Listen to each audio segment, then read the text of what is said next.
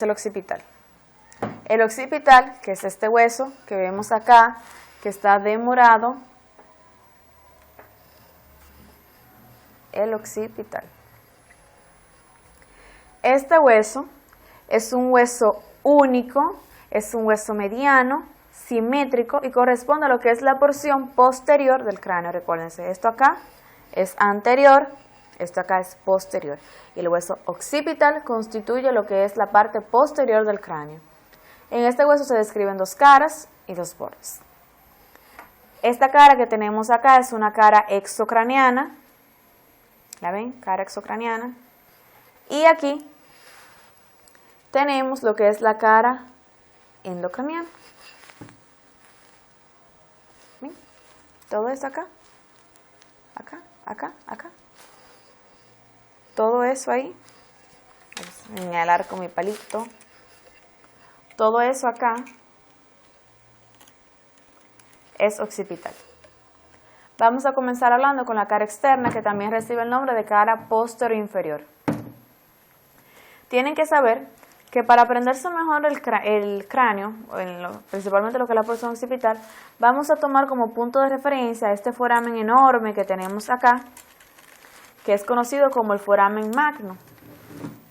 Lo mismo acá, eso aquí es foramen magno. Entonces decimos que por delante del foramen magno, que es este que está acá, vamos a encontrar una superficie, acá, que es la porción basilar. Todo esto aquí es la porción basilar. Acá, porción basilar. En ella se distingue hacia adelante y hacia arriba, se continúa, o sea, esta cara se va a continuar hacia adelante y hacia arriba con el hueso esfenoides. Acá. Ven. Se continúa con el hueso esfenoides.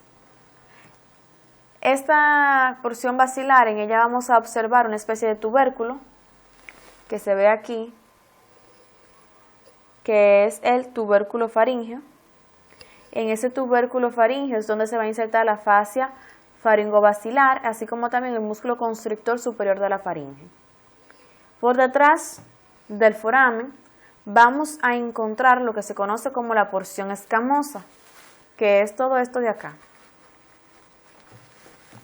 La porción escamosa. Aquí encontramos una cresta, ¿verdad? Que es lo que se conoce como la cresta occipital externa. Ahí. Cresta occipital externa. Esta cresta occipital externa nace en la cara posterior del agujero magno y termina acá arriba, en lo que se conoce como la protuberancia occipital externa. A ambos lados de la protuberancia occipital externa emergen unas líneas que se conocen como líneas nucales superiores. En el tercio medio de la cresta occipital externa también emergen otras líneas, que son entonces las líneas nucales inferiores. Vuelvo y repito. De la protuberancia occipital externa a ambos lados nacen lo que son las líneas nucales superiores. Y del tercio medio de la cresta occipital emergen lo que son las líneas nucales inferiores. Entonces tenemos que a ambos lados del foramen vamos a encontrar estos procesitos que vemos aquí, que son lo que se conocen como los cóndilos occipital. A través de eso, el hueso occipital se va a articular con las carillas articulares superiores de C1, también conocida como atlas. Estos, en su extremo posterior, vamos a encontrar una depresión que vendría estando acá.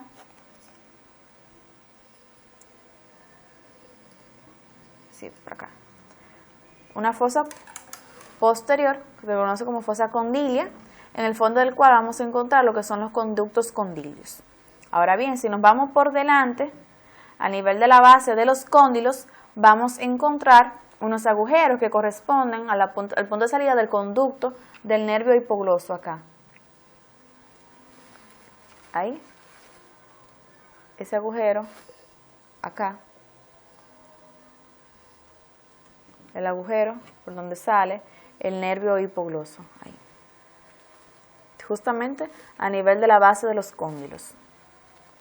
Ahora nos vamos para la cara interna y comenzamos a describir las estructuras de esta cara, igualmente como lo hicimos en la cara exterior, tomando como punto de referencia el foramen magno. Tenemos que por delante del foramen magno, acá, encontramos como un declive, ¿verdad? En sentido antero, posterior y transversal. Eso es lo que se conoce como el clivus o el declive. Este corresponde a la parte superior del bulbo raquídeo y de la protuberancia. Acá. ¿Qué sucede? Por detrás, acá, del foramen, vamos a encontrar que presenta la porción escamosa. Y esa porción escamosa consta de 4 fositas que se distinguen, que son, vamos a subir, las fosas cerebrales y abajo las fosas cereberosas. Estas fosas están delimitadas como por una especie de cruz. En el centro se encuentra lo que se conoce como la eminencia cruciforme. En el centro de esa eminencia cruciforme se va a encontrar lo que se conoce como la protuberancia occipital interna, que es en este lugar es donde se va a encontrar lo que se conoce como la confluencia de los senos, también conocido como la confluencia de los senos o prensa de Herófilo. La rama horizontal, entonces, que sale de esta protuberancia, está marcada por lo que es el seno transverso, por lo tanto se conoce como surco del seno transverso. La porción vertical de la cruz, ¿verdad?, está dividida de manera que la porción superior de la rama vertical, que vendría siendo esta acá, está formada por lo que es el surco del seno sagital superior, acá. Y por debajo, entonces, tendríamos lo que es la cresta occipital interna. O sea, vuelvo y repito, acá, eminencia cruciforme. En el centro de la eminencia cruciforme vamos a encontrar la protuberancia occipital interna. A los lados surge lo que es el surco transverso, el surco del seno transverso, y en sentido vertical vamos a encontrar que la porción superior estaba marcada por lo que es el seno sagital superior y la porción inferior representada por la cresta occipital interna. Ahora bien, a cada lado de lo que es el foramen magno vamos a encontrar lo que es el tubérculo yugular, acá. Y por debajo del tubérculo yugular, acá y aquí, vamos a encontrar tubérculo yugular, y por debajo del tubérculo yugular vamos a encontrar lo que es el orificio interno del conducto del nervio del hipogloso, que es lo mismo que yo le decía que se abría acá, en la base de los cóndilos. Si tuviera un pinchito cerca, le mostrara cómo entra y cómo sale, pero yo tengo un pinchito cerca. Entonces, esas son las partes más importantes que tienen que manejar en cuanto al hueso occipital.